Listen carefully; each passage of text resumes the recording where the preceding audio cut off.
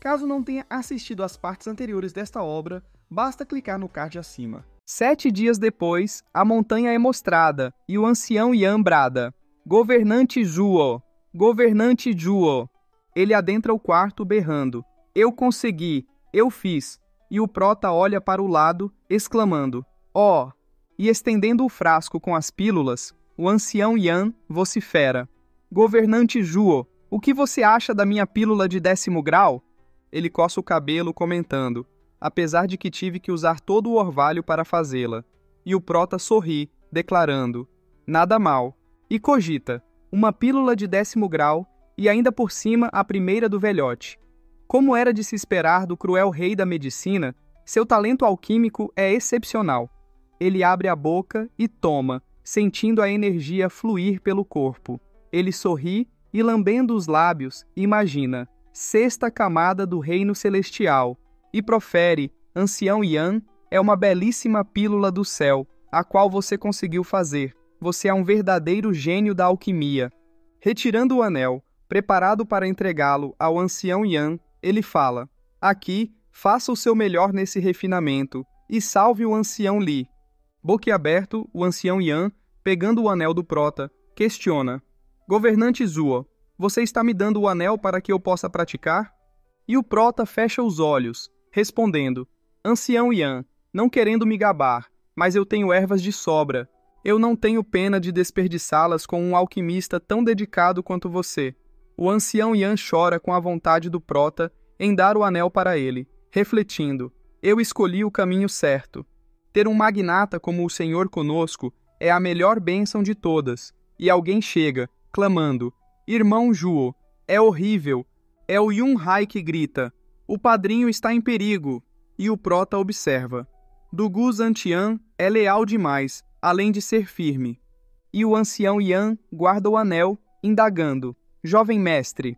E o prota pondera: este dia chegaria mais cedo ou mais tarde. E o Yun Hai, preocupado, pergunta: irmão Zhuo, você sabia? E o prota fecha os olhos, murmurando: por que mais você acha que lutei com o estado regente naquele momento? Mesmo quando o exército de Dugu nos cercou, eu os ignorei. Abrindo os olhos, ele sorri, mencionando: é porque eu sabia que existia alguém que queria a morte de Dugu Zantian mais do que a nossa. E o Yun Hai afirma: Quan Hong. E o prota concorda: entendo. O velhote foi cercado pelos Quan Hong e agora pede ajuda. Isso faz todo sentido. E o Yun Hai, ansioso, implora: irmão Zhuo, devemos ajudar o padrinho. Os Quan Hong vão deixá-lo morrer de fome. Temos que ir agora. E o prota encara-o, replicando: devemos? E por que eu deveria? O Yun Hai fica angustiado ao ouvir isso. E o ancião Yan sorri, estendendo a mão e articulando: jovem mestre, foi Dugu Zantian quem quebrou seus laços com você para se tornarem inimigos. Agora que ele está em perigo, ele está pedindo ajuda aos traidores da nação? Só pode ser piada. Ele ri. O Yun Hai fica triste e, cabisbaixo, confessa: não importa o que ele faça comigo, ele ainda é meu padrinho. Ele me tratou como família nos últimos anos. Ele foi muito gentil comigo. Ele só me enfrentou devido à ordem do imperador. O padrinho é leal e nunca iria contra a ordem do seu senhor. Ele aperta o punho, assegurando: tenho a firme convicção de que ele foi arrasado, tendo que fazer seus soldados virem contra nós. E o prota indaga: e daí? O Yun Hai se espanta e o prota encara-o, retorquindo: eu o respeitaria mais se ele fizesse uma cruzada contra nós. Estar com conflitos internos e ainda assim ir para a guerra o faz um deus perdedor. Deus da guerra? Esse é um título ridículo. Fechando os olhos, ele declara: qualquer um falharia se fosse para a guerra sem querer. Seu destino foi selado assim que ele jurou lealdade para aquele seu senhor. Não existe um perdedor maior do que ele. O Yun Hai fica tristonho e o prota esbraveja: aquele que não sabe nada sobre certo ou errado, não segue seu coração e ainda assim prega a lealdade suprema ao rei, é o maior tolo. Ele não merece nada além da morte. E o ancião Yan rebate: isso faz sentido, governante. Jovem mestre, aquele velho quebrou todos os laços com você e estava prestes a matar seu afilhado devido a um decreto. Por que você ajudaria essa falha de padrinho? E o Yun-hai, sombrio, diz: Irmão Juo, você se lembra das nossas dificuldades? Sorrindo, ele conta: Você poderia ter ido embora e viajado por todo o mundo sozinho, mas ainda assim você ficou para cuidar da gente e do Capitão Pang, lutando contra inimigos após inimigos para salvar nossas vidas. Por quê? O prota arregala os olhos. Ele fecha-os e, abrindo-os, aponta para si mesmo, sentenciando: Por causa disto. E o Yun-hai grita: Isso mesmo. Ele aponta para o peito, exclamando: Porque é isso que o meu coração quer. Eu não posso deixá-lo. E o prota, incrédulo, balbucia: O quê? E pensa: O quê? Eu estava falando sobre o meu demônio do coração. E o Yun-hai chama: Irmão Ju. Ele aperta o punho de raiva, confessando: Se eu não puder salvar meu pai desta vez, eu terei grandes arrependimentos em meu coração. Cumprimentando o prota, ele proclama: É isso que eu quero. Isso não é por nossa relação passada. Eu espero que você me ajude. O prota encara-o. Os dois se encaram enquanto o prota sorri e vira para o ancião Yan, ordenando: Ancião Yan, chame o jovem Sanzi. Nós três iremos para a garganta do ganso solitário. E o ancião Yan, preocupado, alega: Governante Zhuo, você vai mesmo salvá-lo? E se ele se virar contra nós devido ao imperador outra vez? Estaremos com problemas ainda maiores. E o prota toca o ombro do Yun-hai, declarando: Não importa. Eu não estou salvando o velho saco de ossos. Partindo, ele completa, mas apenas agindo sobre as ordens do líder do clã. Como seu governante, eu devo fazer de tudo para ajudá-lo. O fantasma passa pelo local onde os Quan Hong o observam. Ele fica meio confuso. A cena se volta para dentro. O Du Gufeng se espanta e interroga: Quem vem lá? O fantasma aparece, tranquilizando: Não entrem em pânico. Sou eu. Eu tenho comigo o decreto secreto de Vossa Majestade e vim ajudá-los com o cerco. Onde está o velho Marechal Dugu no momento? E o Du Gufeng identifica um dos 4 pilares, o Rei das Sombras. E o Du Gulin pensa: O consultor de confiança de Sua Majestade, o Rei das Sombras veio até aqui? Não foi isso que analisamos mais cedo? E o mascarado insiste: Não me ouviram? Eu vim salvar vocês. Agora, onde está Dugu Zantian? E o Du Gufeng estende a mão para ele, indicando: O padrinho está na tenda de comandante. Sigam-nos. A cena mostra a sombra e o marechal saúda: Senhor Rei das Sombras, bem-vindo! Com um sorrisão no rosto, ele cumprimenta, radiante. Mesmo sendo colegas pilares, nunca tivemos a chance de nos encontrar. Hoje eu me sinto honrado e finalmente realizei meu desejo. E o mascarado cumprimenta, respondendo: O velho marechal é gentil. Eu ouvi tanto sobre sua valentia por muito tempo. Também posso falar lá que realizei meu desejo de finalmente conhecê-lo. E o marechal questiona: Senhor Rei das Sombras, sob as ordens de Sua Majestade, sou obrigado a correr em seu auxílio. Posso perguntar como está a situação na capital imperial? E o mascarado informa: O velho marechal não descansa. Um modelo para todos. Preso como você está, a primeira coisa que pergunta é sobre a segurança de Sua Majestade. O velho marechal pode ficar tranquilo sabendo que a rebelião acabou. Eu capturei aquele rato Zhu de Changfeng com meus guardas das sombras. Ele mostra o decreto, confirmando: a investida na capital imperial acabou. É por isso que Sua Majestade me enviou em seu auxílio. E o marechal deduz: é um decreto secreto entre mim e Sua Majestade? Maravilhoso. E diz: vida longa ao imperador, vida longa a Tian Yu. E o Du Gulin pergunta: Senhor Rei das Sombras, o exército de 1 milhão de Quan Yong já cruzou a fronteira e nos cercou. Quais são as soluções de Sua Majestade?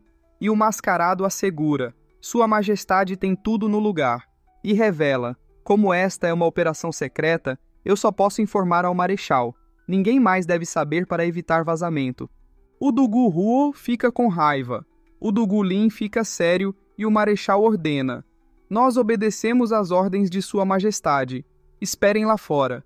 Eu vou sinalizar quando puderem entrar. Eles saem. O mascarado encara-o, avisando: Velho marechal, ouça atentamente.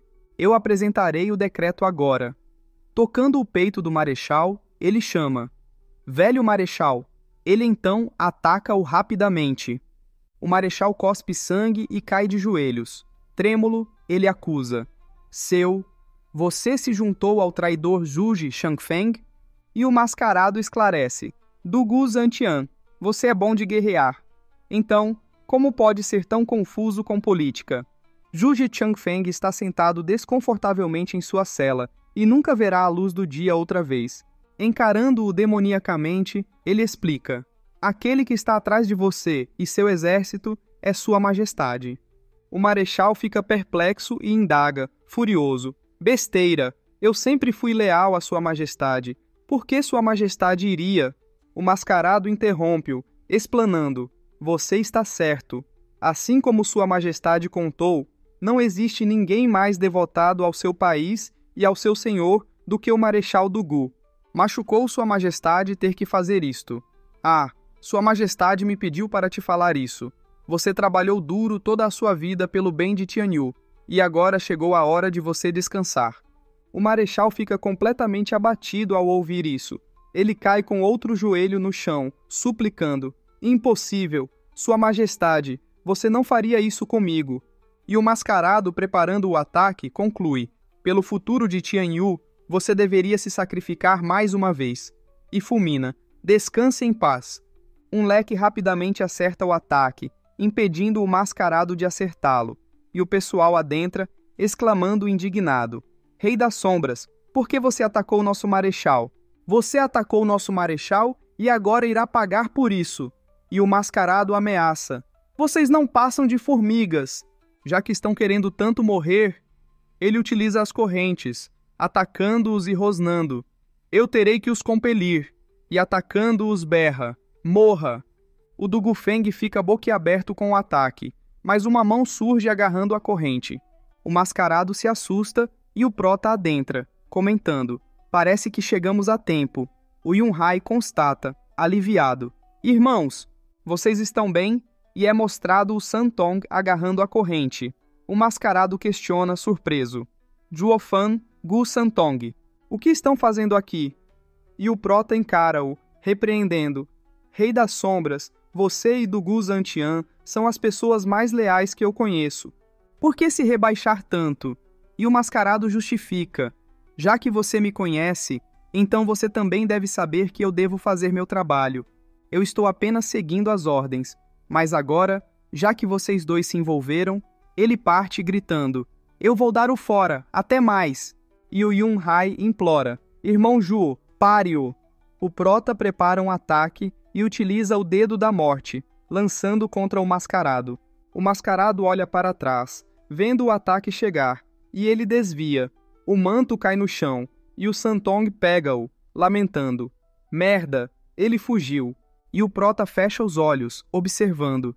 Pensei que ele tinha usado o manto para se defender, mas só foi para bloquear nossa visão. E o Gu Santong supõe, uma marionete espiritual pode ficar invisível? E o prota explica, mas é claro. Porém, apesar de poderem esconder seus corpos físicos, não podem esconder sua aura. Quanto mais poderosas elas ficam, a aura delas se afina, mas alguém experiente os encontraria num piscar de olhos. Já que o Rei das Sombras nos distraiu, ele usou dessa chance para fugir, e o Gu Santong, usando seu nariz, se acha, afirmando: da próxima vez, eu vou usar meu nariz para pegá-lo. Vamos ver como ele vai fugir. E alguém grita, Marechal! A cena mostra eles com o Marechal e o Yunhai pede, Irmão Juo, verifique o estado do Marechal. Eu dei uma pílula para ele, mas não surtiu efeito. O prota observa. Ele utiliza o campo do discernimento e, espantado, observa um objeto, declarando, Tesouro demoníaco de 7º grau, agulha apodrecedora de almas. E o Dugu Ruo pergunta, chocado, o quê? 7º grau? E o prota, com os olhos fechados, esclarece, a agulha apodrecedora de almas é um tesouro demoníaco que alveja almas. Ela se funde com a alma do alvo, e a consome até um ponto de ficar inseparável. Semicerrando os olhos, ele acrescenta, o Rei das Sombras deve tê-la usado durante o ataque. Nem mesmo cultivadores demoníacos usariam um ataque tão impiedoso, exceto com arqui-inimigos. Fechando os olhos, ele conclui: não existe esperança. Parece que o imperador está determinado a se livrar do marechal. O marechal tosse e o do Gufeng, preocupado, chama: Marechal? E o marechal abre os olhos, lamentando: eu lutei toda a minha vida sem me importar com meu destino, apenas para alcançar um fim sórdido. Olhando para o prota, ele suplica: apesar de relutante em dar minha vida, eu terei que obedecer às ordens do meu senhor. Apenas desejo que você possa esclarecer alguma coisa para mim. E o prota fecha os olhos, consentindo: por favor, pergunte, velho marechal. E o marechal questiona: eu sou versado na arte da guerra, mas nunca fui complacente, sempre leal ao meu senhor e à minha nação. O que fiz para acolher suspeitas de sua majestade para acabar assim? E o prota responde: Marechal, pode me dizer qual foi o seu maior feito? E o marechal informa: defender as fronteiras dos invasores de Quan Hong. E o prota fecha os olhos, contestando: então, velho marechal, os Quan Hong já pisaram antes nessas terras antes de você assumir o comando? O marechal fica espantado, e o do Gufeng exclama surpreso: antes do marechal, Quan Hong saqueava sem controle e massacrava nosso povo. Mas desde que o marechal ficou encarregado da fronteira, eles nunca pisaram em Tianyu outra vez. E o prota explica: então, estas são as terras do imperador. A pilhagem de Quan Hong não tinha nada a ver com ele. E sorrindo, ele completa: na verdade, as 3 seitas guardiãs do império agem como dissuasão para impedir que os Quan Hong tomem nossas terras. Desde que nenhum acre fosse perdido, tudo era dele. E o do Guhuo, irritado, retruca: Zhuo Fan, como pode falar isso? É um grande serviço ao povo, para a nação. O prota fecha os olhos e o marechal intervém: terceiro, quieto. E diz: deixe-o falar. E pergunta: governante Zhuo, qual você acha que é o maior mérito da minha vida? O prota fecha os olhos e, ao abri-los, declara: o maior mérito na vida do marechal é controlar Zhu Shangfeng internamente e chocar as 7 casas nobres extremamente.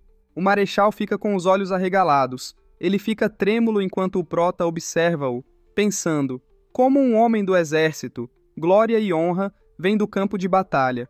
Para isso ser sua maior conquista, significa sua maior desgraça. Mas o velho do Gu quer, você aceite ou não, essa é a verdade. E continua: eu descobri algumas coisas dos últimos séculos ao conversar com o mestre das casas. Ele olha para o Santong, narrando: a partir do momento que o jovem Sanzi apareceu, o poder da família imperial diminuiu, dando espaço ao crescimento dos 4 pilares.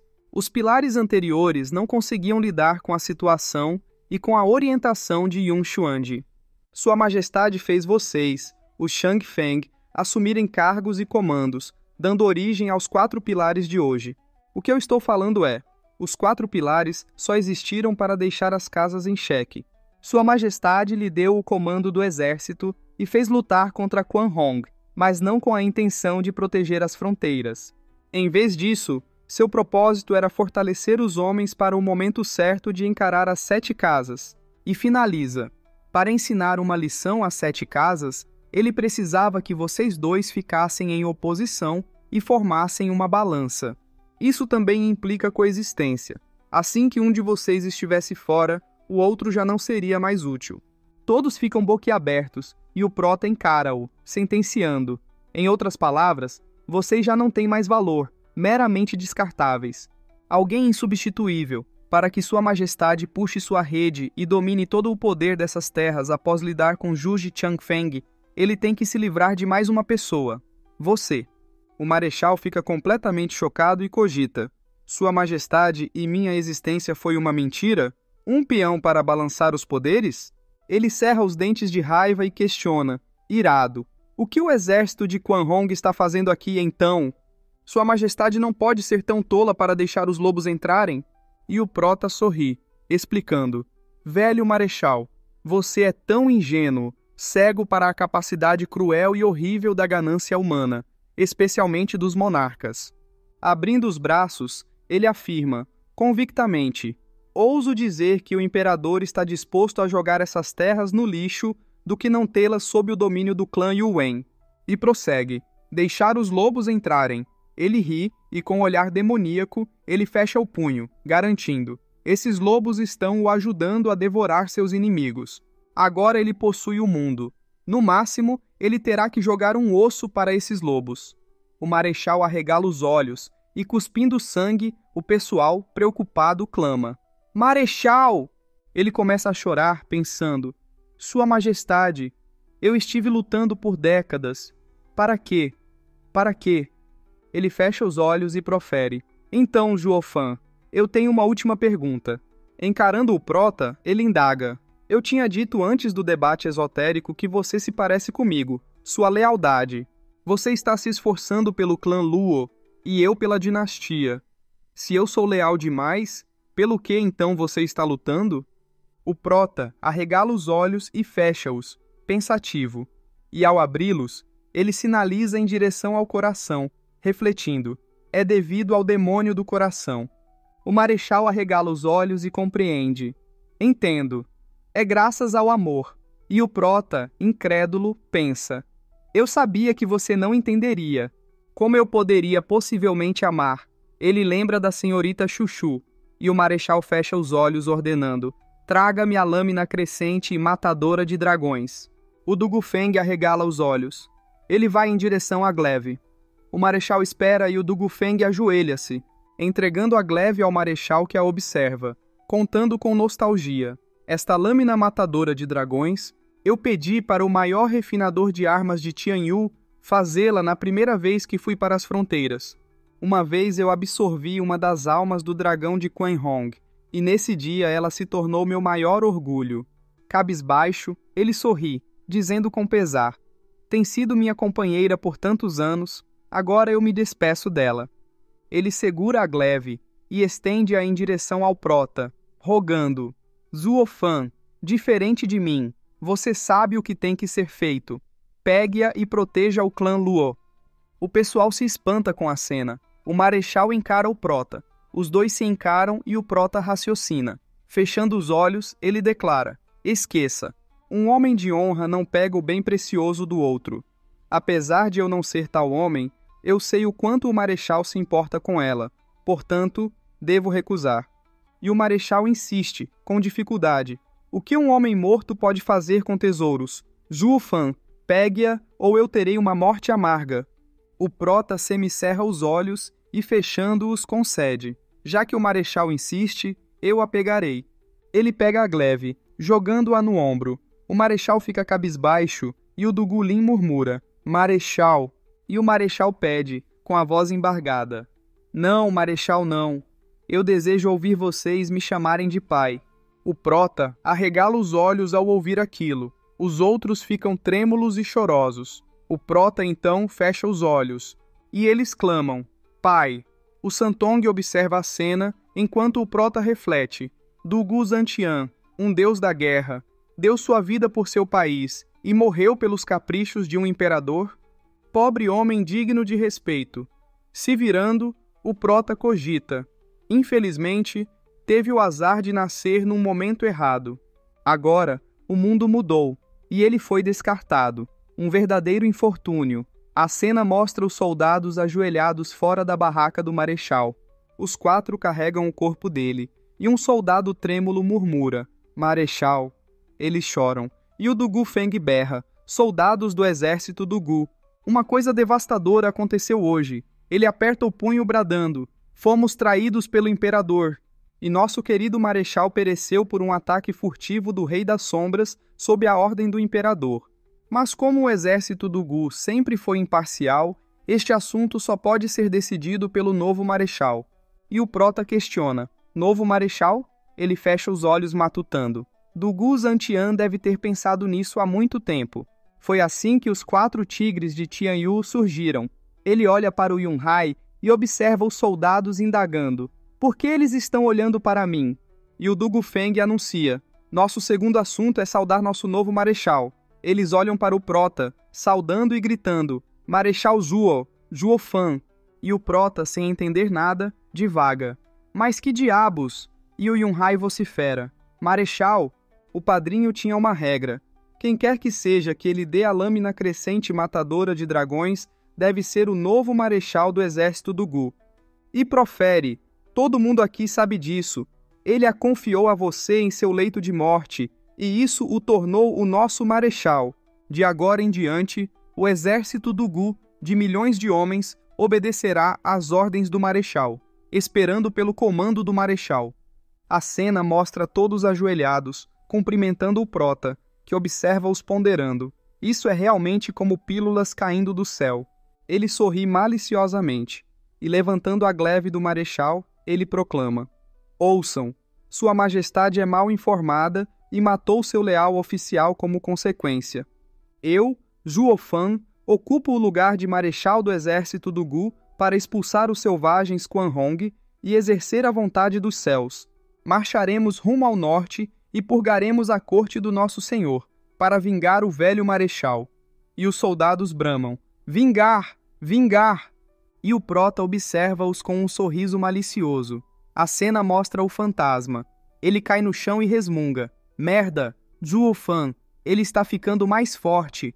Como um fantoche espiritual, eu não tenho nenhuma vantagem sobre ele. Na verdade, eu sou mais fraco. Se levantando, ele declara: Como ele tem tantas artes marciais que atacam a alma. Merda! E alguém ordena: Pare!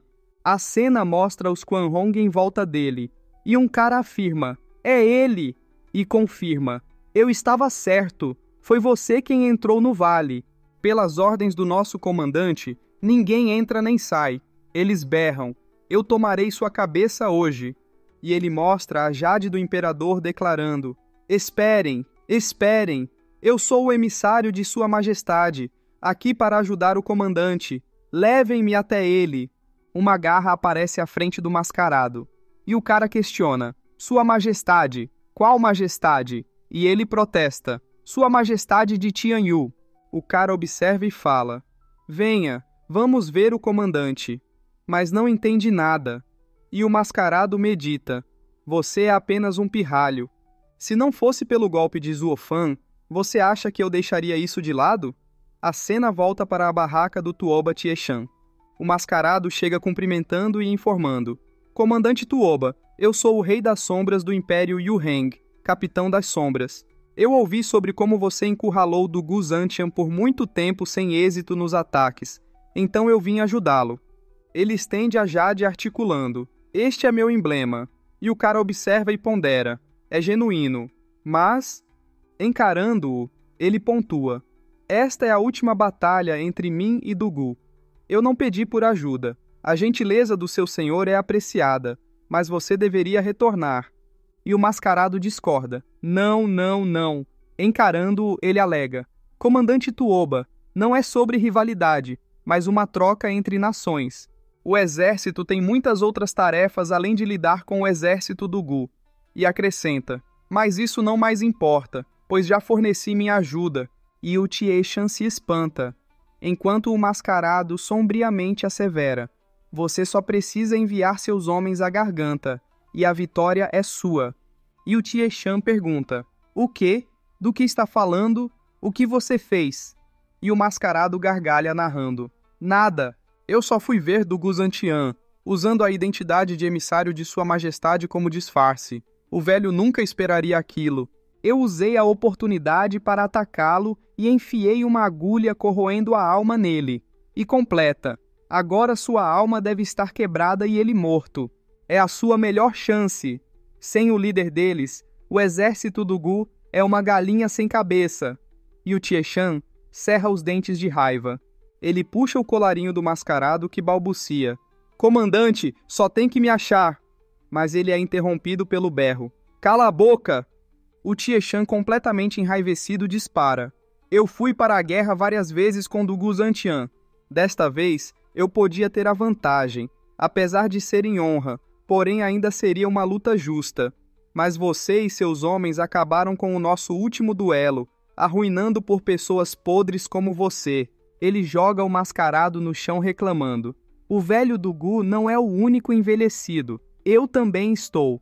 A única razão de você ainda ter sua cabeça é por causa dessa merda de emissário de Tianyu. ou eu o teria oferecido como tributo para Dugu Zantian.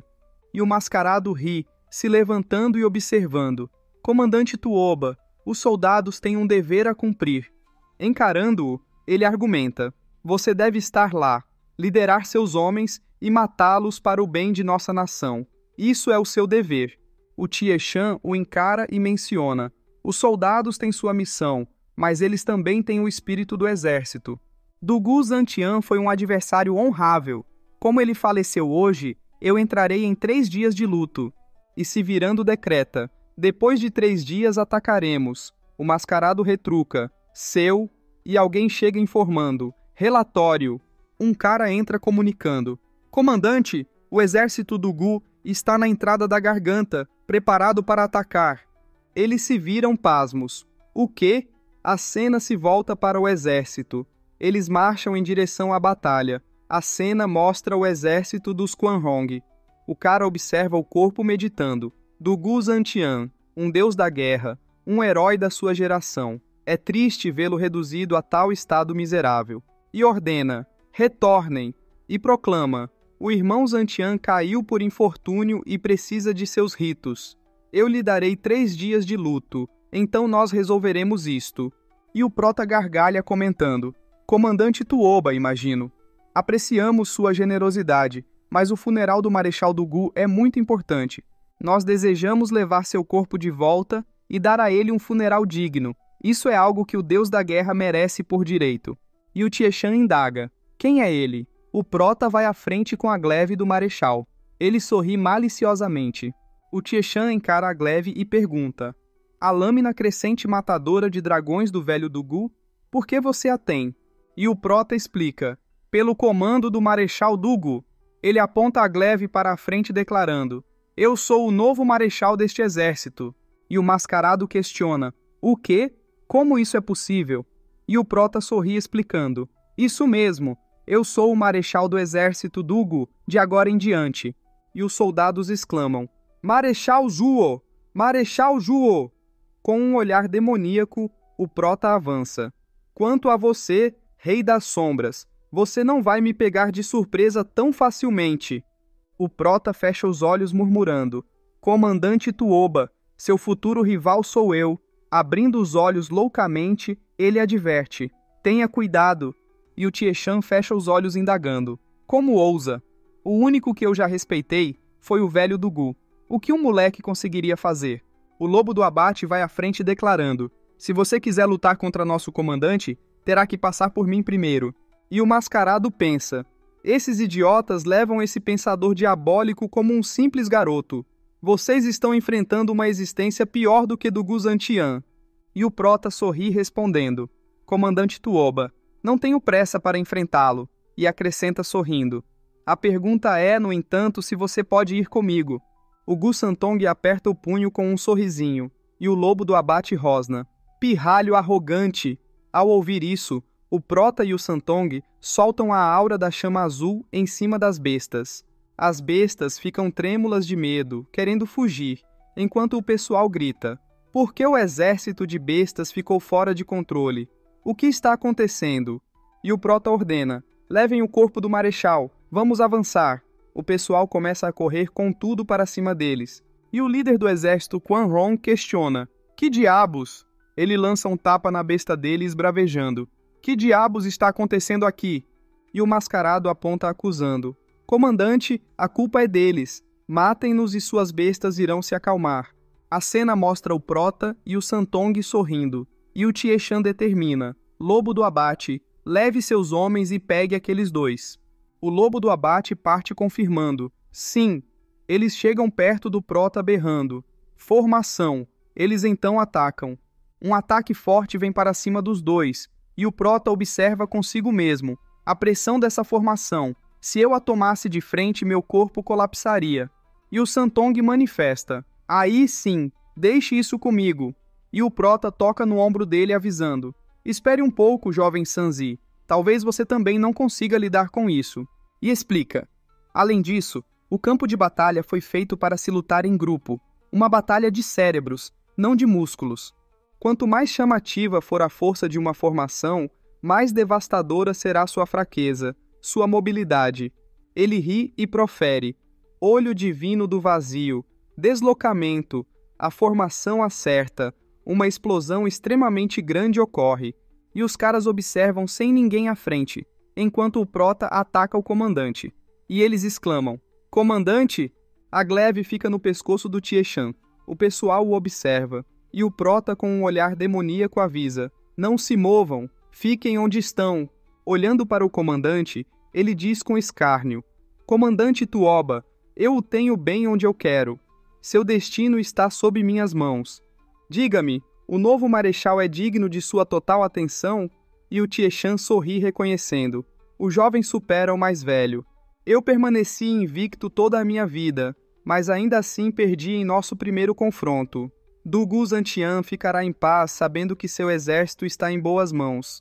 E o prota com um olhar louco ri comentando: sinto-me tocado. Eu ouvi muito sobre os deuses da guerra desta era, comandante Tuoba e marechal Dugu.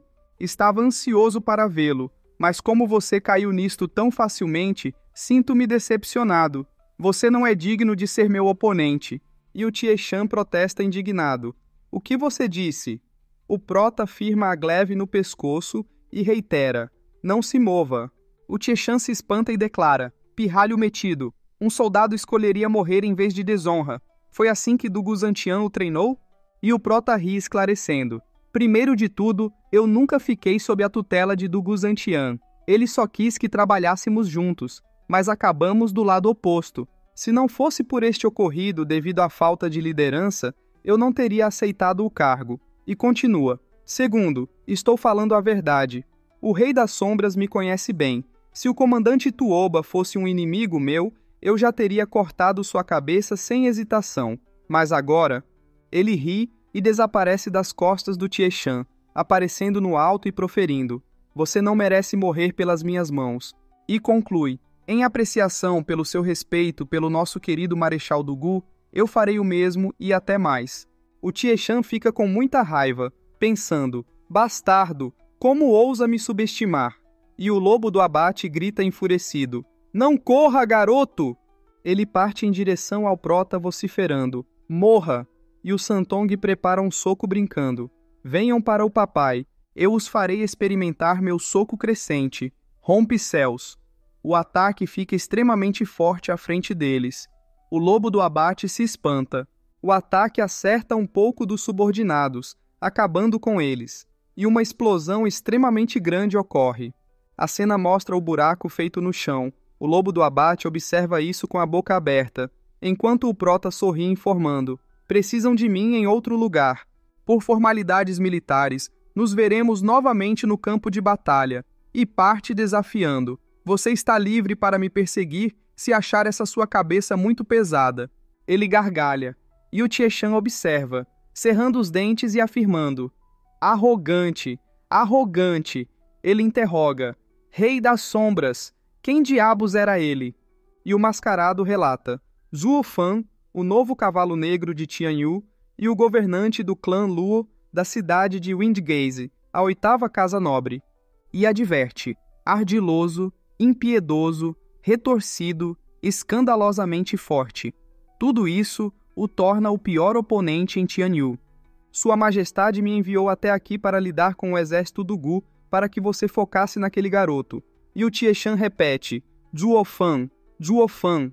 Com um olhar louco, ele sentencia: sim, esse é o oponente que eu devo enfrentar.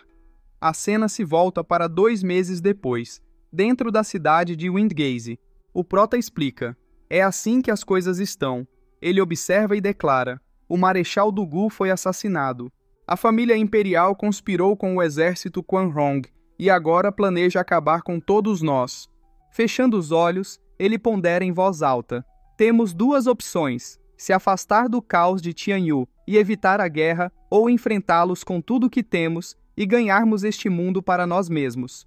E o mestre do pavilhão Qianlong expressa indignação: a família imperial não tem vergonha de se alinhar a fronteiriços e matar um oficial leal? Tal família imperial continua qualificada a reinar em Tianyu? Olhando para os outros, ele clama por ação: temos que lutar até o fim. E o prota pensa consigo mesmo: eles são tão simples. Em face à incerteza absoluta, eles teriam desistido, mas com o exército do Gu por perto, eles encontraram coragem. Desde que eles cooperem, meu plano para unificar o mundo logo será realizado. E a matriarca intervém. Porém, ela encara o prota alertando. Há muitos Quan Hong, e eles têm até o apoio dos especialistas da família imperial. Para vencermos isto, temos que expandir nosso poder, e rápido. E o mestre Xie sorri opinando. Não poderia ser mais fácil. Assim como o irmão Yi Fei afirmou, a família imperial trouxe os inimigos para nossas terras e perderam o direito de governar Tianyu. Tudo o que precisamos fazer é espalhar a palavra e todos estarão do nosso lado. O crescimento da rebelião se resolverá sozinho. E o mestre Leng discorda. Ingênuo, encarando-os contra-argumenta. Por que alguém acreditaria em você que está contra o imperador? Ele apenas declararia que você quem está se aliando aos Quan Hong, e a rebelião se tornaria uma perseguição justa para salvar o governante. Quem sofreria seríamos nós. E o mestre Xie questiona surpreso. Ei, Leng Wuchang, o que você quer dizer? E acrescenta indignado. A família imperial matou o Marechal Dugu, planejou sua morte, e cada soldado do exército do Gu é uma testemunha. Não pode ficar mais claro que isso. E o mestre Leng sombrio retruca. Mas eles também não são traidores apesar de serem maior em números? A família imperial ainda detém a palavra final. Quem os clãs acreditariam? No imperador ou em nós, os traidores? Os dois ficam com olhos arregalados, enquanto o prota sorri concordando. Senhor Leng tem razão. Lembrem-se de nossa luta contra o Estado regente.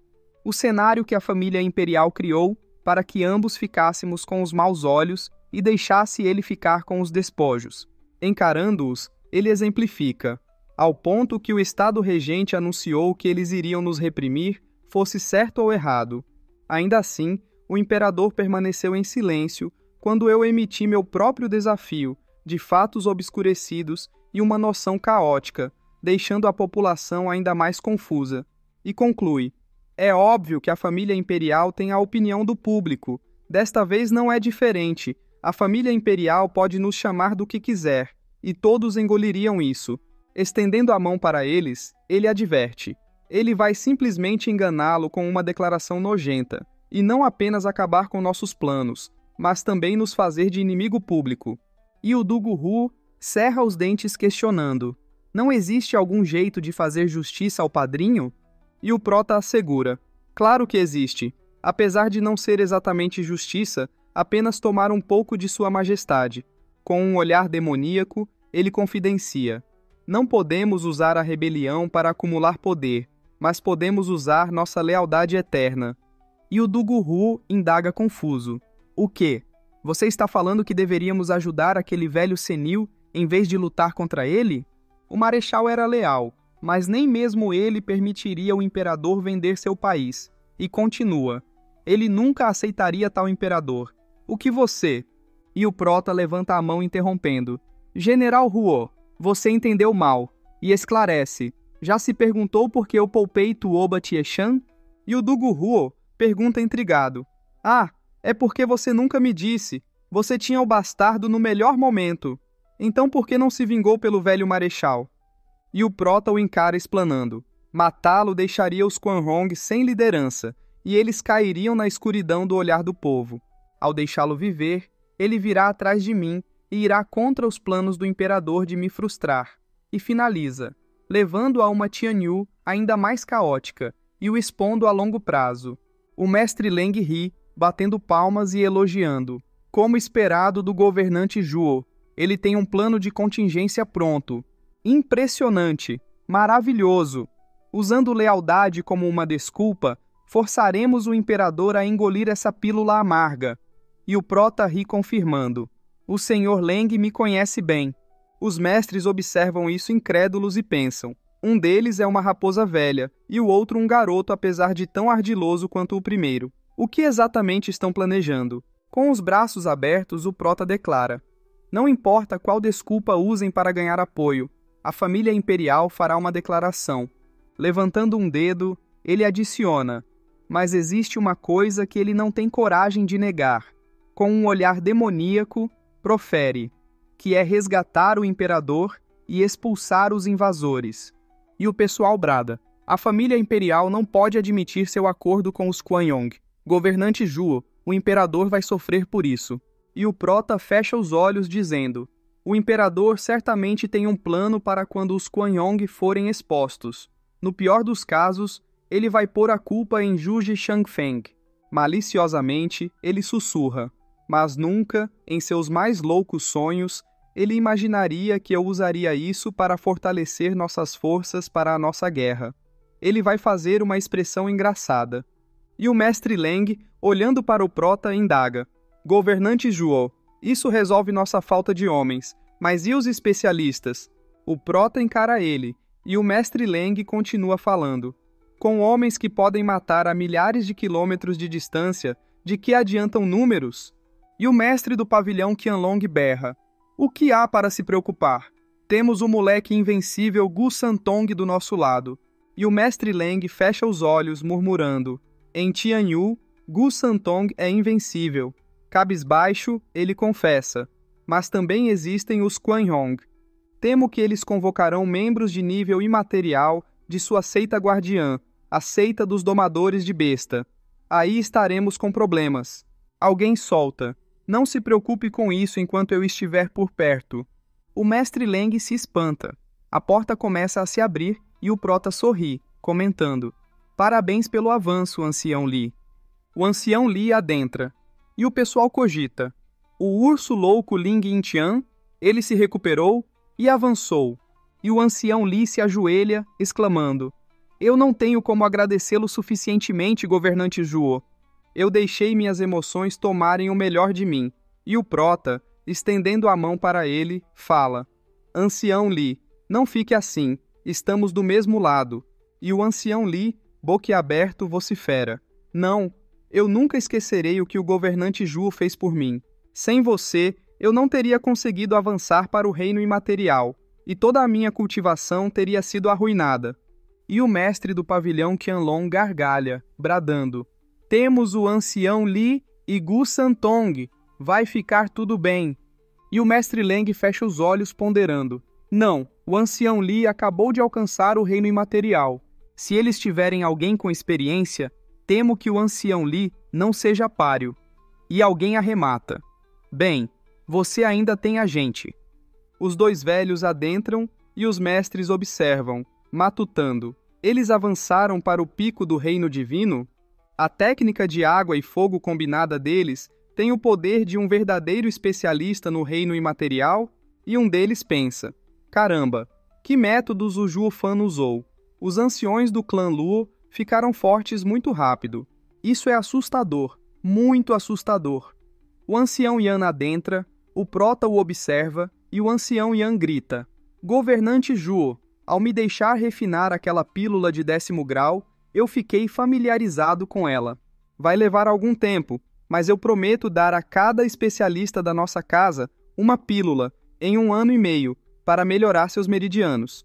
Levantando o punho, ele berra: você não me disse que os efeitos seriam tão incríveis. Assim que o ancião lhe a engoliu, ele avançou: dentro de alguns anos, todos os nossos especialistas no reino divino alcançarão o reino imaterial. E o pessoal, boquiaberto, grita: o quê? Uma pílula de 10º grau? E o mestre do pavilhão Qianlong, animado, afirma: sabe, governante Zhu, somos antigos aliados. Com a guerra no horizonte, temos que ficar mais fortes também. O prota o observa e responde: mestre Long, eu sempre coloquei a amizade em primeiro lugar. O que é meu é seu. Sorrindo para ele, o prota assegura: mas, como você bem disse, mestre Long, a guerra está no horizonte. Como o clã Luo está liderando este grupo, é apenas apropriado que eu proteja seus jovens da necessidade de derramar sangue desnecessariamente. Eu não sou do tipo que vende os amigos. Essas pílulas são dadas para os anciões do clã Luo, primeiro para protegê-los. Quando a guerra acabar, todos terão sua parte. E reflete: vocês as querem? Então lutem, vençam e vocês as terão. E o mestre Leng, com os olhos fechados, pondera, deixando de lado os 2 especialistas do reino imaterial, e o prota sorri, questionando: Senhor Leng, já está tudo pronto? O mestre Leng acena em concordância. E o narrador acrescenta: com alguns ajustes feitos, o Juofan emitiu a ordem de recrutamento. Ele fez as casas irem para seus domínios e usarem a desculpa da invasão dos Quanhong para recrutar em nome do imperador. Sendo mais respeitados em suas terras e com o nome do imperador no meio, o exército deve atingir milhões de cabeças. A cena mostra o prota esperando-os. E o Dugufeng observa: Marechal, eles não passam de ralé. Contra o exército veterano de Quanhong, eles não têm chance. E o prota concorda: eu sei. Olhando para o alto, ele divulga: a arte da guerra tem um ditado: o momento certo, o lugar certo e as pessoas certas. Para prevalecermos contra os Quanhong, devemos levar essas 3 condições em conta. Com todas as preparações que fiz, não há lugar melhor para lutar do que a nossa porta. Olhando para eles, ele explica: tudo o que resta é atraí-los. Tuoba Tiechan é um idiota. Ele não vai cair em uma armadilha óbvia. Ele ri e completa: teremos que forçá-lo. Outro ditado é: um comandante deve atacar onde o inimigo está desprevenido e deve utilizar caminhos que para o inimigo são inesperados. Eu fiz as casas recrutarem não para usar a ralé, mas para forçar o imperador e os Quanhong em uma guerra, às pressas, aqui. Com um olhar demoníaco, ele fecha o punho declarando: então lutaremos até estarmos satisfeitos. Eles virão, mas nenhum deles sairá. E o Dugulin sorri, afirmando: agora vejo por que o padrinho o fez marechal. Você é um verdadeiro comandante, bolando planos e controlando o cenário a quilômetros de distância. Fechando os olhos, ele diz: nas palavras do padrinho, os comandantes são Yin e Yang. O comandante Yang vence um passo de cada vez, enquanto o comandante Yin bola esquemas. Ele e Tuoba Tiechan eram Yang, sempre lutando nas linhas de frente. E levantando um dedo, ele continua: enquanto você, um comandante Yin. Notamos outro sentimento nisso. O pessoal gargalha e o prota olha para eles, questionando: General Li, você está me elogiando ou criticando? E acrescenta: Yun-hai, como líder do clã, você estará à frente dos seus membros do clã. Quando você quiser algo, você tem que se esforçar para isso e agitar as massas. E informa: dito isso, eu tenho uma equipe preparada para você. Venha comigo. Eles adentram alguns túneis, chegando ao local onde foram depositados os corpos. Eles adentram e o prota diz: eles se desenvolveram por meses debaixo da terra. Com a energia terrestre que vocês absorveram, está na hora de saírem. Por que continuam escondidos? Com um olhar demoníaco, ele ordena: saiam. Tudo começa a tremer. Uma mão começa a sair debaixo da terra. São mostrados os zumbis aparecendo. E o Duguru indaga: o que é isso? Zumbis? E o Dugulin constata: 5.000 no reino divino, 30.000 no reino celestial, e o resto são especialistas no reino do refinamento de ossos. Os zumbis cumprimentam falando: saudações, líder do clã, governante Juo, anciões. E o prota sorri, explicando: eles são discípulos do clã Luo, os quais refinei em marionetes de guerra, com corpos de aço e capacidade de voar. Usem o tempo restante para treiná-los em formações. Com um olhar demoníaco, ele declara: eles irão derrotar os Quanhong e vão entregar todo o crédito para você. A cena então se volta para outro lugar, numa cela. No fundo dela, é mostrado alguém acorrentado. É o primeiro-ministro Juji, que abre os olhos, enquanto o imperador desce as escadas, rindo e comenta: meu querido primeiro-ministro Juji, gostou da sua nova casa? E o primeiro-ministro retruca: obrigado, Vossa Majestade, pela sua consideração. Uma casa muito boa, realmente. E prossegue: não tem nenhum assunto da corte para pensar, nenhum esquema nas sombras, o que está me permitindo ter uma paz há muito tempo esquecida. E o imperador observa: o primeiro-ministro é um homem positivo. E acrescenta: não consigo parar de admirá-lo por ser capaz de se alegrar, mesmo quando derrotado. E o primeiro-ministro sorri, respondendo: uma derrota é uma derrota. Nenhuma quantidade de angústia mudará isso. É melhor aproveitar essa nova paz. Encarando o imperador, ele pergunta: Ó, Vossa Majestade veio aqui hoje. Me pergunto se não é porque Vossa Majestade veio tirar essa paz de mim, não é? E o imperador o encara, afirmando: Nem um pouco. Apesar de sua morte ser necessária para não deixar nenhum elemento perigoso para meu filho, e apesar de que serei eu quem tirará sua vida, este não é o momento. Nós nos conhecemos há quase 100 anos.